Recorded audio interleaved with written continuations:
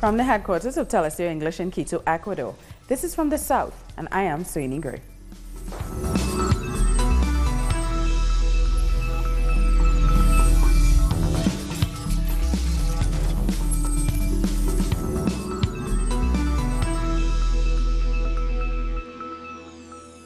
U.S. President Donald Trump has threatened to cut funding for Honduras if it does not stop the caravan of migrants heading to the United States.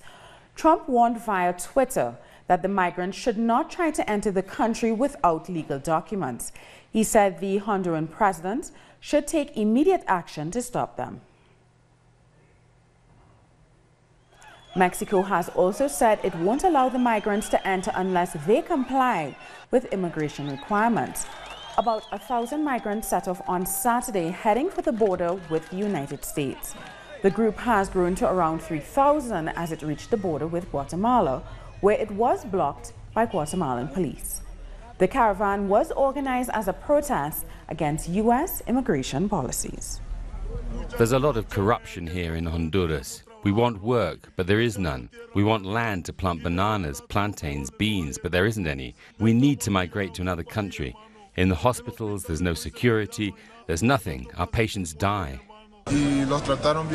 They treat us pretty bad. The military, the immigration and police officers were not respectful. And we are asking the government of Guatemala and Mexico to open their doors so we can enter with no problems. Because we are not going to rob or kill, but we are going for a better life for all our families and ourselves. We are going because Honduras is making us go. Why? Because Honduras is one of the poorest countries. We have a government that doesn't support all of the poor people. We have to flee. Fleeing from our country. We have to be able to get ahead, and that's not happening. Staying in Honduras, the start of the trial of the 8 people accused of killing Berta Cáceres has been suspended for a second time. Her family has filed a new objection against the judges in the case. Berta Cáceres was an environmental activist and indigenous leader. She was killed in 2016 by gunmen who entered her home. Her family and community suspect the management of an energy company of ordering her assassination because Cáceres had prevented the construction of a hydroelectric project by the company. We do not accept a half justice or arbitrary legal processes, but we demand real justice for Berta Cáceres, my mother, but also for the Honduran people who, in order to survive, they have to leave the country. The court has been challenged, the court in charge of the hearing has been challenged, and so we can continue the trial with a court that has a question of substantial as this petition for removal. Farmers in Mexico are demanding that agreements reached with the government be put into effect. Our correspondent in Mexico City, Pablo Perez, has more. Well, since yesterday, Mexican peasants have been on strike outside the offices of the Federal Revenue Secretary.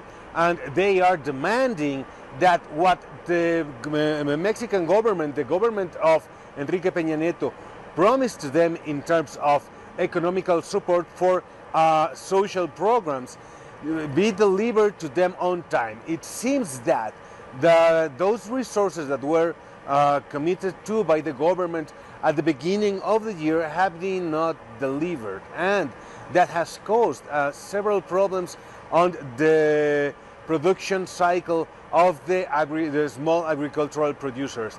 It seems that they're going to be on strike indefinitely until the authorities, the government authorities, receive them and sit on a meeting to decide what is going to be done with their those social programs. And one of the very grave accusations they are making is that that money that was supposed to be used for the support of small agricultural producers was detoured towards the presidential campaign of the Revolutionary Institutional Party, the party of Enrique Peña Nieto, who lost on the 1st of July elections. Also in Mexico, injustice against indigenous people is of great concern to UN rapporteurs who say aggression against indigenous Mexicans and the murder of their defenders must end. According to the Ombudsman's office, at least 72% of indigenous people in Mexico live below the poverty line. The percentage of those living in extreme poverty is huge among indigenous people. The National Income and Expense Survey from 2016 points out that nearly 500,000 teenagers are gradually behind in their learning, and an even higher number don't even go to school. Mexico's representative to the UN talked to us about their concern over the constant aggression and criminalization that indigenous people face while trying to defend their land. The original people of these lands not only suffer discrimination and lack of access to economic, social and cultural rights, but are also affected by the giveaway of their lands to mega projects without their consent. During the presentation of her report, the Special UN Reporter for Indigenous People highlighted the grave situation they face due to collusion between organized crime and some authorities. I received complaints of abuse against indigenous people during military operations by the government against organised crime. There is great concern over deaths caused by excessive force from authorities and also of sexual assault against indigenous women. Indigenous women also took part in the report's presentation. They condemned the attempts of the government in eradicating the traditions of their communities.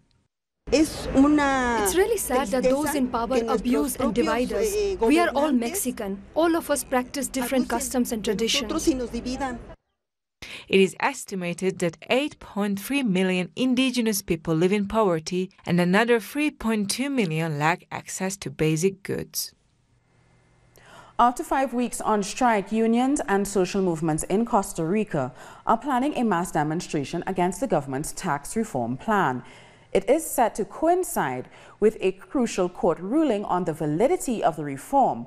Our correspondent in San Jose, Fernando Francia, reports. Today could be a landmark day for the government's proposed tax reform. The country's judiciary is set to make a decision on whether the reforms process up to this point is open to legal objection. If the court decides it is, that would basically block the bill, because it would mean the bill needs 38 votes to pass, which it does not currently have. So after being passed by the Legislative Assembly in their first debate, the whole process could be struck down and a brand new reform bill would need to be drafted. Trade unions and opposition parties remain expectant over today's decision, which should come in the next few hours. Time for a short break. We have more news after this.